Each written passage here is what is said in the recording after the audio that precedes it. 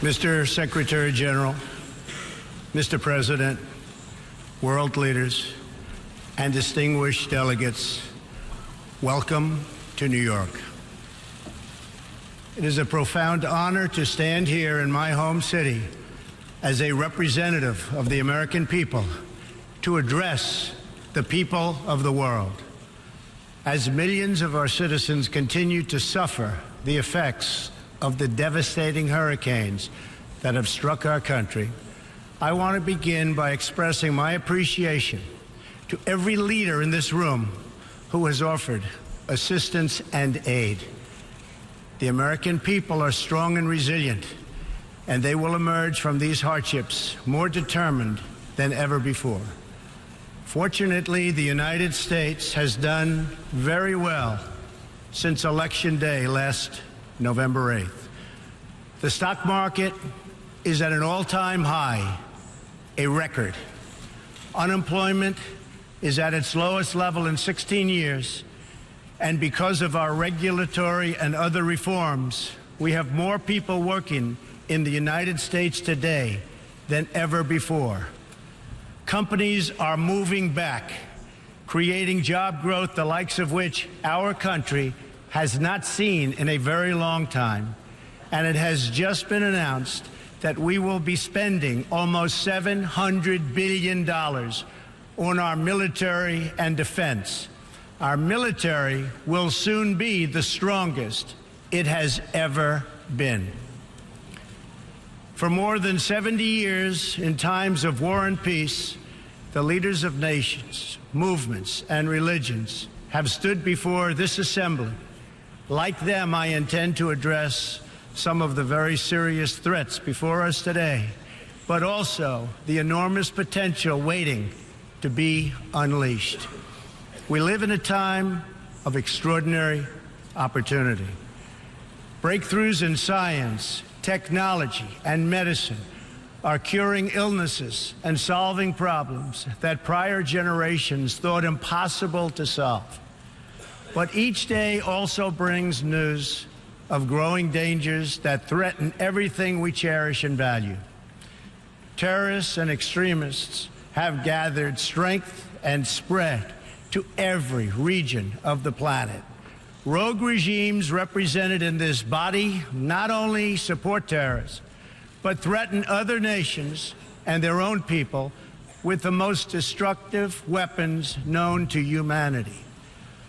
Authority and authoritarian powers seek to collapse the values, the systems, and alliances that prevented conflict and tilted the world toward freedom since World War II. International criminal networks traffic drugs, weapons, people, force dislocation and mass migration, threaten our borders, and new forms of aggression exploit technology to menace our citizens. To put it simply, we meet at a time of both immense promise and great peril. It is entirely up to us whether we lift the world to new heights or let it fall into a valley of disrepair. We have it in our power, should we so choose, to lift millions from poverty, to help our citizens realize their dreams, and to ensure that new generations of children are raised free from violence, hatred, and fear. This institution was founded in the aftermath of 2 world wars to help shape this better future. It was based on the vision that diverse nations could cooperate to protect their sovereignty, preserve their security, and promote their prosperity. It was in the same period, exactly 70 years ago, that the United States developed the Marshall Plan to help restore Europe. Those 3 beautiful pillars, they're pillars of peace, sovereignty, security, and prosperity. The Marshall Plan was built on the noble idea that the whole world is safer when nations are strong independent, and free. As President Truman said in his message to Congress at that time, our support of European recovery is in full accord with our support of the United Nations. The success of the United Nations depends upon the independent strength of its members. To overcome the perils of the present and to achieve the promise of the future, we must begin with the wisdom of the past. Our success depends on a coalition of strong and independent nations that embrace their sovereignty to promote security, prosperity, and peace for themselves and for the world. We do not expect diverse countries to share the same cultures, traditions, or even systems of government, but we do expect all nations to uphold these two core sovereign duties: to respect the interests of their own people and the rights of every other sovereign nation. This is the beautiful vision of this institution, and this is the foundation for cooperation and success. Strong sovereign nations let diverse countries with different values, different cultures, and different dreams not just coexist, but work side by side on the basis of mutual respect. Strong sovereign nations let their people take ownership of the future and control their own destiny. And strong sovereign nations allow individuals to flourish in the fullness of the life intended by God. In America, we do not seek to impose our way of life on anyone, but rather to let it shine as an example for everyone to watch. This week gives our country a special reason to take pride in that example. We are celebrating the 230th anniversary of our beloved Constitution, the oldest Constitution still in use in the world today. This timeless document has been the foundation of peace, prosperity, and freedom for the Americans and for countless millions around the globe whose own countries have found inspiration in its respect for human nature, human dignity, and the rule of law. The greatest in the United States Constitution is its first three beautiful words. They are, "We the people." Generations of Americans have sacrificed to maintain the promise of those words, the promise of our country and of our great history. In America, the people govern, the people rule, and the people are sovereign. I was elected not to take power, but to give power to the American people where it belongs. In foreign affairs, we are renewing this founding principle of sovereignty. Our government's first duty is to its people, to our citizens, to serve their needs, to ensure their safety, to preserve their rights, and to defend their values. As President of the United States, I will always put America first, just like you, as the leaders of your countries, will always and should always put your countries first.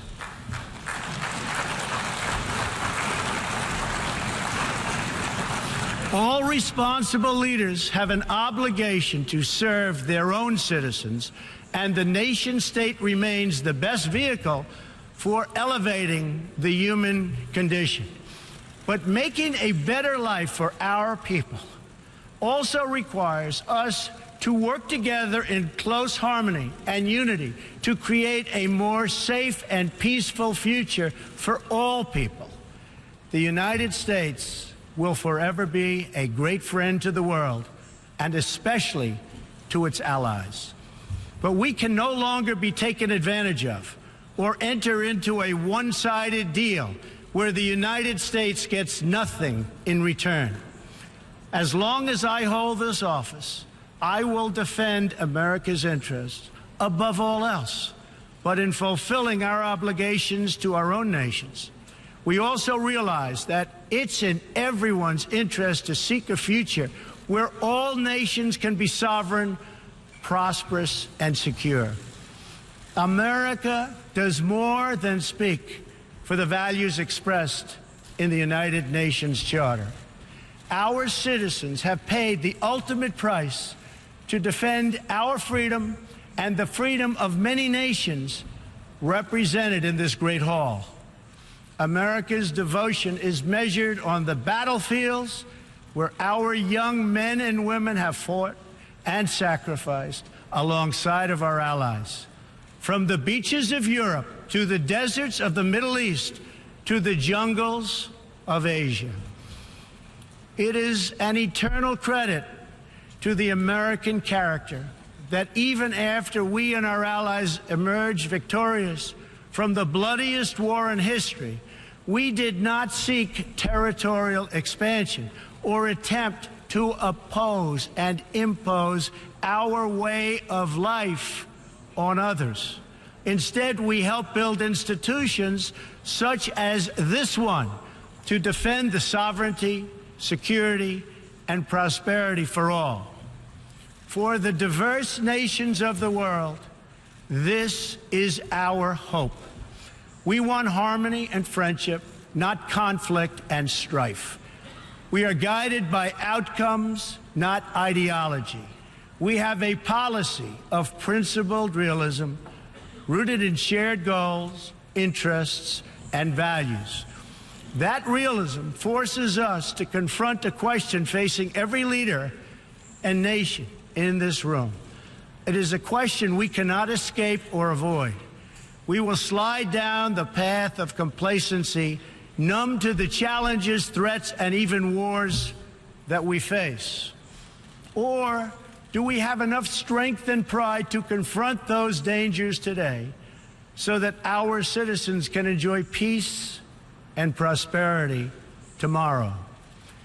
If we desire to lift up our citizens, if we aspire to the approval of history, then we must fulfill our sovereign duties to the people we faithfully represent. We must protect our nations, their interests, and their futures. We must reject threats to sovereignty from the Ukraine to the South China Sea. We must uphold respect for law, respect for borders, and respect for culture, and the peaceful engagement these allow. And just as the founders of this body intended, we must work together and confront together those who threaten us with chaos, turmoil, and terror. The scourge of our planet today is a small group of rogue regimes that violate every principle on which the United Nations is based. They respect neither their own citizens nor the sovereign rights of their countries. If the righteous many do not confront the wicked few, then evil will triumph. When decent people and nations become bystanders to history, the forces of destruction only gather power and strength. No one has shown more contempt for other nations and for the well-being of their own people than the depraved regime in North Korea. It is responsible for the starvation deaths of millions of North Koreans and for the imprisonment, torture, killing, and oppression of countless more. We were all witness to the regime's deadly abuse when an innocent American college student, Otto Warmbier, was returned to America only to die a few days later. We saw it in the assassination of the dictator's brother using banned nerve agents in an international airport. We know it kidnapped a sweet 13-year-old Japanese girl from a beach in her own country to enslave her as a language tutor for North Korea's spies. If this is not twisted enough, now North Korea's reckless pursuit of nuclear weapons and ballistic missiles threatens the entire world with unthinkable loss of human life. It is an outrage that some nations would not only trade with such a regime, but would arm, supply, and financially support a country that imperils the world with nuclear conflict. No nation on earth has an interest in seeing this band of criminals arm itself with nuclear weapons and missiles. The United States has great strength and patience, but if it is forced to defend itself or its allies, we will have no choice but to totally destroy North Korea. Rocket Man is on a suicide mission for himself and for his regime. The United States is ready, willing, and able, but hopefully this will not be necessary. That's what the United Nations is all about. That's what the United Nations is for. Let's see how they do. It is time for North Korea to realize that the denuclearization is its only acceptable future. The United Nations Security Council recently held 2 unanimous 15-0 votes adopting hard-hitting resolutions against North Korea, and I want to thank China and Russia for joining the vote to impose sanctions along with all of the other members of the Security Council. Thank you to all involved. But we must do much more. It is time for all nations to work together to isolate the Kim regime until it ceases its hostile behavior. We face this decision not only in North Korea. It is far past time for the nations of the world to confront another reckless regime, one that speaks openly of mass murder, vowing death to America, destruction to Israel, and ruin for many leaders and nations in this room. The Iranian government masks a corrupt dictatorship behind the false guise of a democracy. It has turned a wealthy country with a rich history and culture into an economically depleted rogue state whose chief exports are violence, bloodshed, and chaos. The longest suffering victims of Iran's leaders are, in fact, its own people. Rather than use its resources to improve Iranian lives, its oil profits go to fund Hezbollah and other terrorists that kill innocent Muslims and attack their peaceful Arab and Israeli neighbors. This wealth, which rightly belongs to Iran's people, also goes to shore up Bashar al-Assad's dictatorship, fuel Yemen's civil war, and undermine peace throughout the entire Middle East.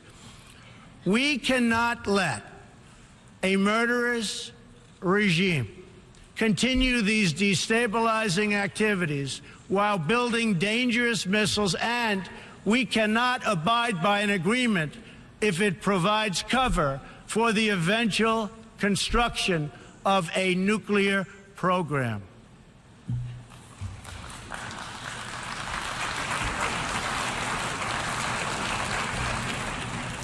The Iran deal was one of the worst and most one-sided transactions the United States has ever entered into. Frankly, that deal is an embarrassment to the United States, and I don't think you've heard the last of it, believe me. It is time for the entire world to join us in demanding that Iran's government end its pursuit of death and destruction.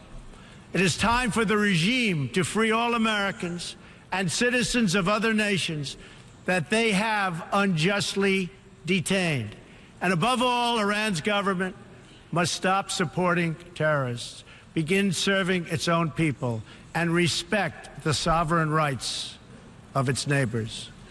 The entire world understands that the good people of Iran want change. And other than the vast military power of the United States, that Iran's people are what their leaders fear the most. This is what causes the regime to restrict internet access, tear down satellite dishes, shoot unarmed student protesters, and imprison political reformers. Oppressive regimes cannot endure forever, and the day will come when the people will face a choice. Will they continue down the path of poverty, bloodshed, and terror? Or will the Iranian people return to the nation's proud roots as a center of civilization, culture, and wealth, where their people can be happy and prosperous once again? The Iranian regime's support for terror is in stark contrast to the recent commitments of many of its neighbors to fight terrorism and halt its financing. In Saudi Arabia early last year, I was greatly honored to address the leaders of more than 50 Arab and Muslim nations. We agreed that all responsible nations must work together to confront terrorists and the Islamic extremism that inspires them. We will stop radical Islamic terrorism because we cannot allow it to tear up our nation and indeed to tear up the entire world. We must deny the terrorists safe haven, transit, funding, and any form of support for their vile and sinister ideology. We must drive them out of our nations. It is time to expose and hold responsible those countries who support and finance terror groups like Al-Qaeda, Hezbollah, the Taliban, and others that slaughter innocent people. The United States and our allies are working together throughout the Middle East to crush the loser terrorists and stop the reemergence of safe havens they use to launch attacks on all of our people. Last month, I announced a new strategy for victory in the fight against this evil in Afghanistan. From now on, our security interests will dictate the length and scope of military operations, not arbitrary benchmarks and timetables set up by politicians. I have also totally changed the rules of engagement in our fight against the Taliban and other terrorist groups.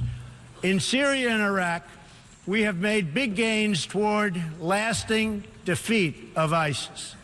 In fact, our country has achieved more against ISIS in the last 8 months than it has in many, many years combined.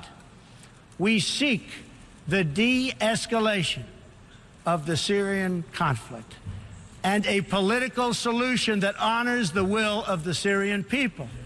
The actions of the criminal regime of Bashar al-Assad, including the use of chemical weapons against his own citizens, even innocent children, shock the conscience of every decent person. No society can be safe if banned chemical weapons are allowed to spread.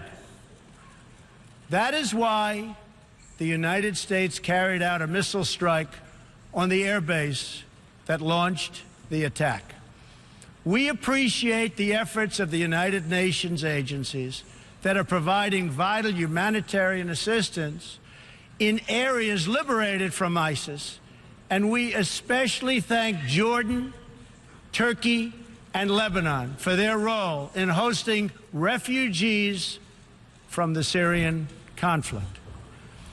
The United States is a compassionate nation and has spent billions and billions of dollars in helping to support this effort.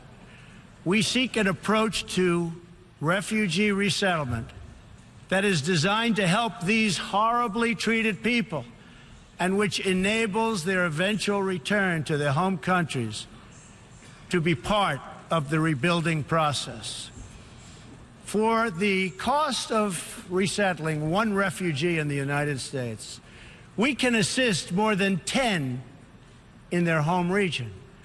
Out of the goodness of our hearts, we offer financial assistance to hosting countries in the region, and we support recent agreements of the G20 nations that will seek to host refugees as close to their home countries as possible. This is the safe, responsible, and humanitarian approach. For decades, the United States has dealt with migration challenges here in the Western Hemisphere. We have learned that over the long term, uncontrolled migration is deeply unfair to both the sending and the receiving countries. For the sending countries, it reduces domestic pressure to pursue needed political and economic reform and drains them of the human capital necessary to motivate and implement those reforms. For the receiving countries, the substantial costs of uncontrolled migration are borne overwhelmingly by low-income citizens whose concerns are often ignored by both media and government. I want to salute the work of the United Nations in seeking to address the problems that cause people to flee from their homes. The United Nations and African Union led peacekeeping missions to have invaluable contributions in stabilizing conflicts in Africa. The United States continues to lead the world in humanitarian assistance, including famine prevention and relief in South Sudan, Somalia, and northern Nigeria and Yemen. We have invested in better health and opportunity all over the world through programs like PEPFAR, which funds AIDS relief, the President's Malaria Initiative, the Global Health Security Agenda, the Global Fund to End Modern Slavery, and the Woman Entrepreneurs Finance Initiative, part of our commitment to empowering women all across the globe. We also thank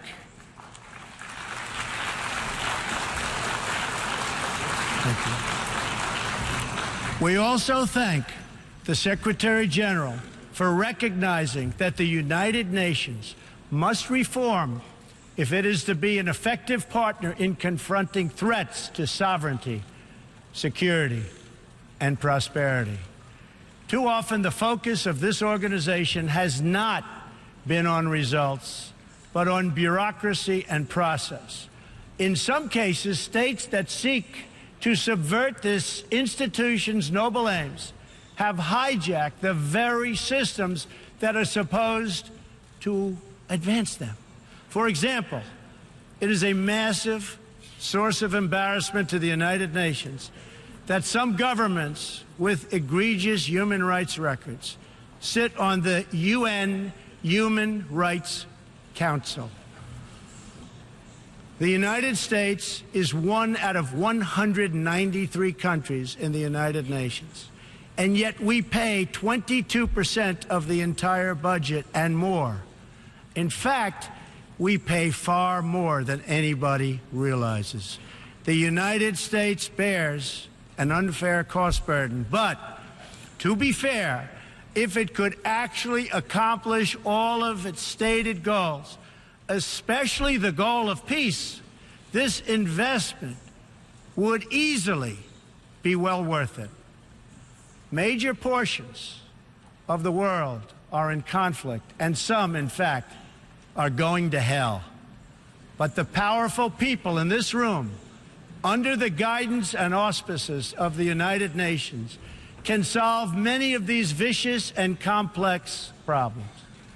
The American people hope that one day soon the United Nations can be a much more accountable and effective advocate for human dignity and freedom around the world.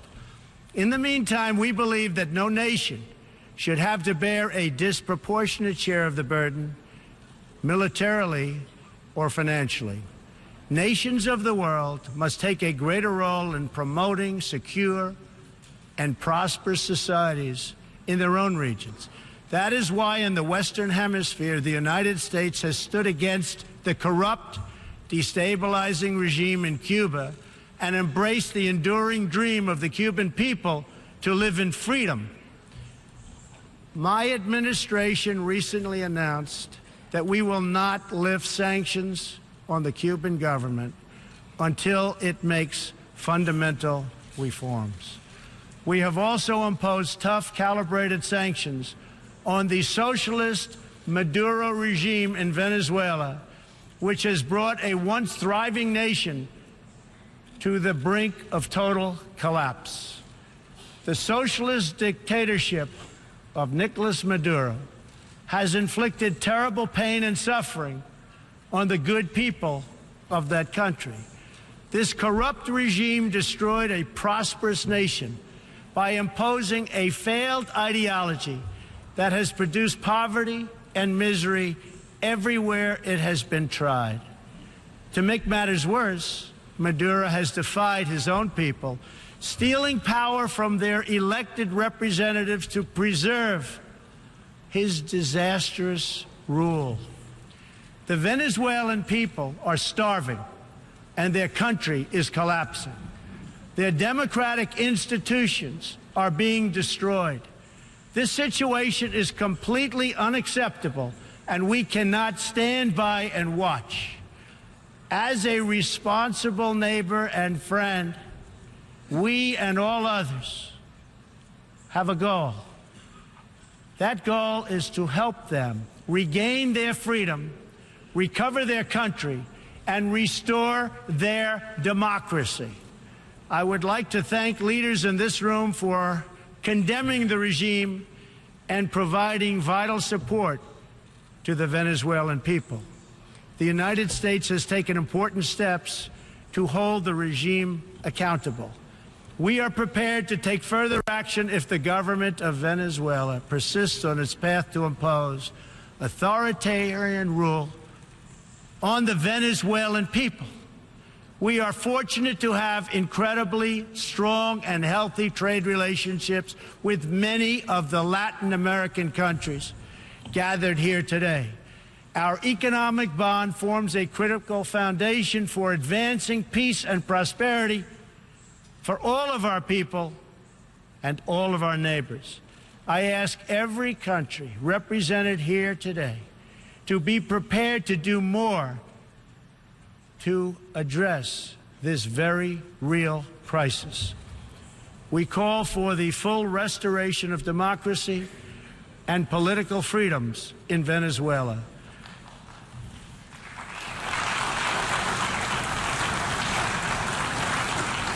The problem in Venezuela is not that socialism has been poorly implemented, but that socialism has been faithfully implemented.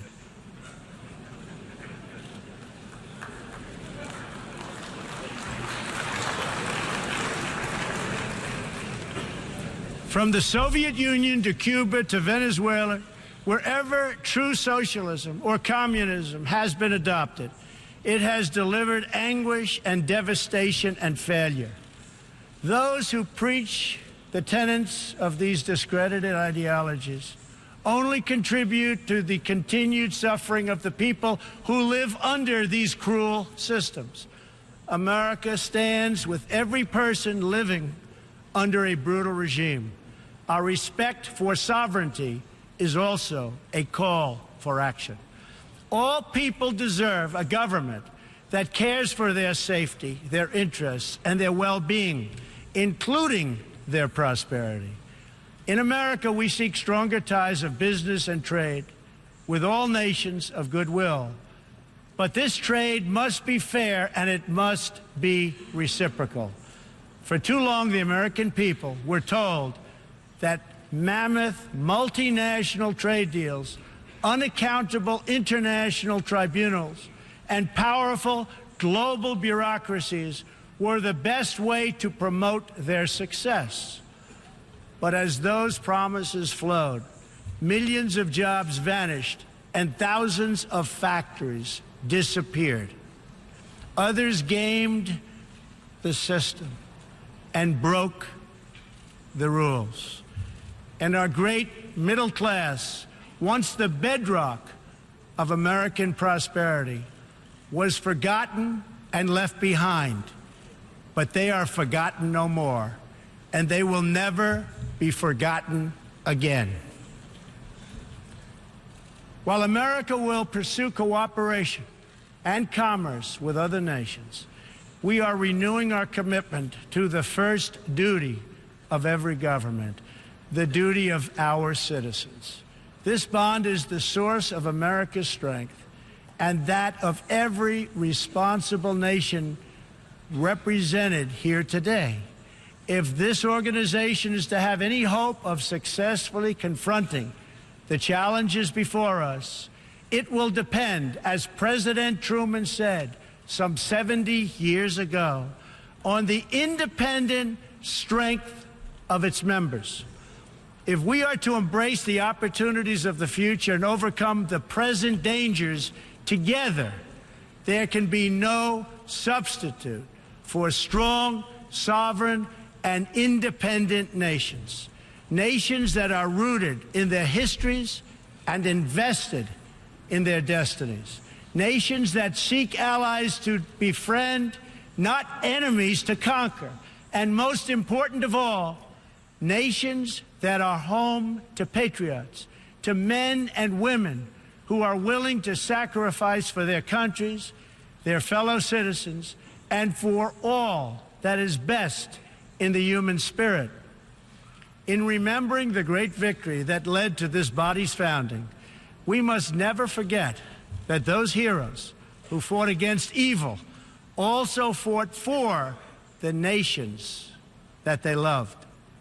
Patriotism led the Poles to die to save Poland, the French to fight for a free France, and the Brits to stand strong for Britain. Today, if we do not invest ourselves, our hearts and our minds in our nations, if we will not build strong families, safe communities, and healthy societies for ourselves, no one can do it for us.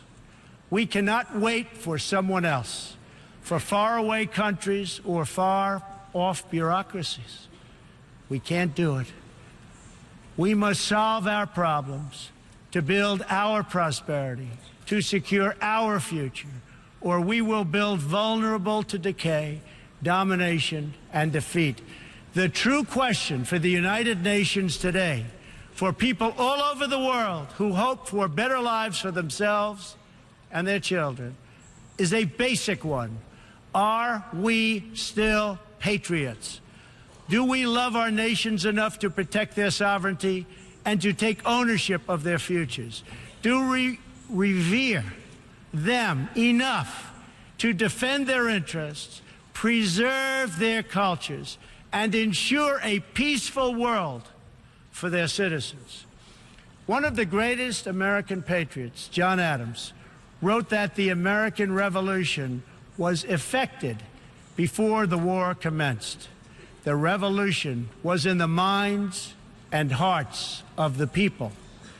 That was the moment when America awoke, when we looked around and understood that we were a nation. We realized who we were, what we valued, and what we would give our lives to defend. From its very first moments, the American story is the story of what is possible when people take ownership of their future. The United States of America has been among the greatest forces for good in the history of the world, and the greatest defenders of sovereignty, security, and prosperity for all. Now we are calling for a great reawakening of nations, for the revival of their spirits, their pride, their people, and their patriotism. History is asking us whether we are up to the task. Our answer will be a renewal of will, a rediscovery of resolve, and a rebirth of devotion we need to defeat the enemies of humanity and unlock the potential of life itself. Our hope is a word and world of proud, independent nations that embrace their duties, seek friendship, respect others, and make common cause in the greatest shared interest of all, a future of dignity and peace for the people of this wonderful earth. This is the true vision of the United Nations, the ancient wish of every people, and the deepest yearning that lives inside every sacred soul. So let this be our mission, and let this be our message to the world. We will fight together, sacrifice together, and stand together for peace, for freedom, for justice, for family, for humanity, and for the Almighty God who made us all. Thank you. God bless you. God bless the nations of the world, and God bless the United States of America. Thank you very much. Thank you.